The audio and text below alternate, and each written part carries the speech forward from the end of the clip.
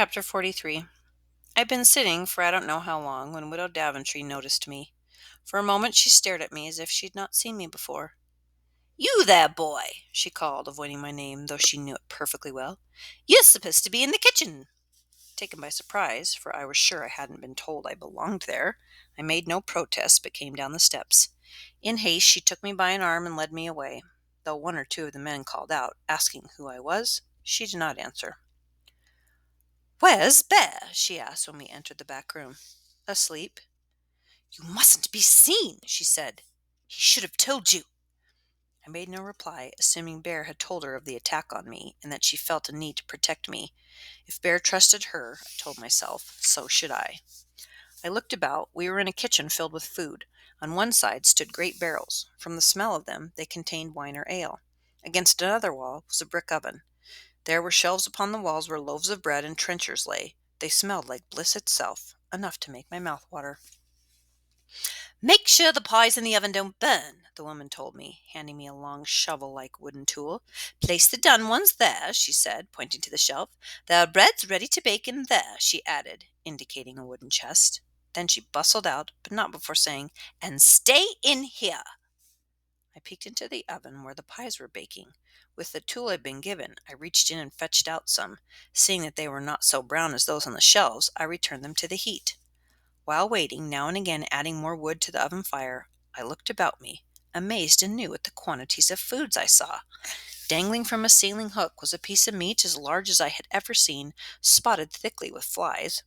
Bunches of herbs, I recognized parsley, sage, and rosemary, hung from the ceiling, as did onions and leeks. Turnips and cabbages sat on shelves. Bushels of grain were there. There were clay jars and bowls aplenty, filled with I knew not what.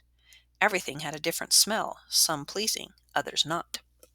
After a while I rechecked the oven. The pies were now uniformly brown. In haste I slid them out and attempted to place them on the shelves with the others, all but scorching my head. One was so hot it slipped from my fingers and fell to the ground, where it broke open.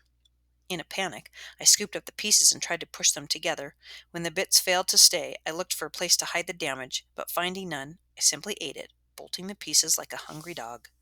Despite my nervousness and the speed with which I ate, I could hardly believe how rich and fine it tasted, filled with savory things I had never eaten and could not name. What's more, being hot from the oven, it filled me with a pleasing warmth. Widow Daventry bustled in. "Have you taken the pies out?" Feeling guilty, I said, "I put them on the shelf." She considered them, and then me. "Except for the one you ate," she said. She opened the wooden chest and took up 5 unbaked loaves of bread. "Bake these," she said, "but eat no more," she admonished before hurrying out.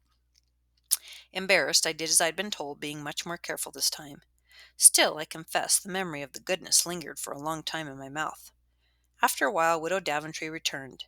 "Now come with me," she said, and led me into the tavern room. It was empty of her customers. What remained were scraps of bread upon the floor, and mostly empty tankards on the tables. "Gather up the tankards," she commanded, "and bring them to me." I did as I was told. She took them, sloshing out what remained onto the floor. We worked in silence. She seemed tense, but then, as if she'd been thinking the matter over for some time, she said, "Crispin, I'm sorry for your troubles, but if ever a boy could find a good master, you have found him in Bear. As God is merciful, keep him close to his true calling, his juggling and his music. Don't let him mingle too much with those who would cause trouble, because," she looked at me as if I knew something I didn't, "if you don't help him, things could go much worse for you both." Chapter 44. When Bear finally appeared, he fairly stumbled down the steps, bawling for his breakfast. He had not put on his split hat. "Crispin," he said when he saw me standing there, broom in hand, with the widow demanding 2 pennies a day for her keep, "it's good to see you working. Where is the good dame?" "In the kitchen." "Be so kind as to fetch her." When I did, she had me carrying 2 of her meat pies plus a tankard of ale, which I sat before Bear. "Ah, widow," he said with a grin, "I'm glad the boy is toiling on our bill. For the love of Christ, all need to work honestly for the bread." "And I trust you will too," she said. "So I shall," he said, hand to his heart.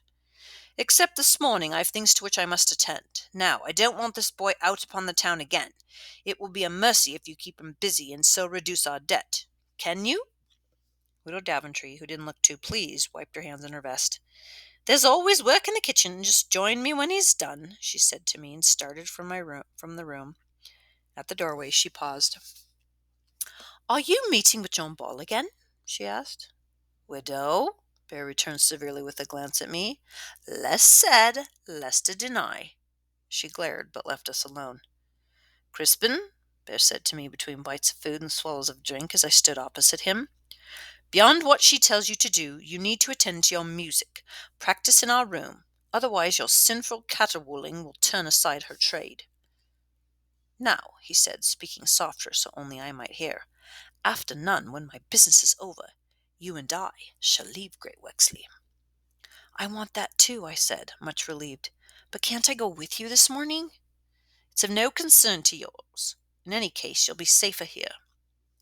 "I think someone's spying on us," I said. "Explain yourself. Do you remember the first village we performed in? You teased a one-eyed man." "Did I? How?" "You made him angry when you toyed with his mazer. What's more, he followed us into their church. He listened when the priest told you about the boy who killed Father Quinnell, and when there was talk of the reward money, he looked at me closely. And remember, you said we'd be here this day." "You've been observant," said Bear, tending mostly to his food. "But what of it?" "That same young man came to the door. He looked around and went away." "Are you sure?" I nodded. "Did he see you?" "I don't think so." Bear frowned. "If he's a spy, he's a clumsy one. If he's after you, we don't need to worry. My business will be quickly done. You'll stay here and keep out of sight, and then we'll go." "But, Bear, I think I saw someone across the alley last night, too." "The same person?" "I couldn't tell." "Crispin, for one so unwilling to see the world when we first met, perhaps you notice too much now." "You've been protecting me," I said. "Maybe I should be protecting you." Bear looked around at me and grinned. "I like the thought. When I'm an old man, I'll remind you of it. But for now, be easy." When Bear had fairly stuffed himself with food and drunk down the remainder of his ale in one great gulp, he wiped his mouth with the back of his hand and rose up. "Remember," he said, "this time you must stay here." Without further words, he left. I followed him out the front door and saw him stride through the crowded street. Just to see him go off made me nervous, and sure enough, as Bear moved through the crowd, I observed the one-eyed man step out onto the street and look after him. He was not alone. A man dressed in the blue and gold livery of Lord Furnival's house was with him. What's more, the one-eyed man pointed in the direction Bear had taken. I could have no doubt the young man was after Bear, not me. Even so, when the one-eyed man turned in my direction, I quickly ducked inside. What he might have done I didn't know, because I raced down the hall to the back door and leaped out into the alley and began to run. As soon as opportunity allowed, I went to the main street. I went to the main street and ran in the direction Bear had gone.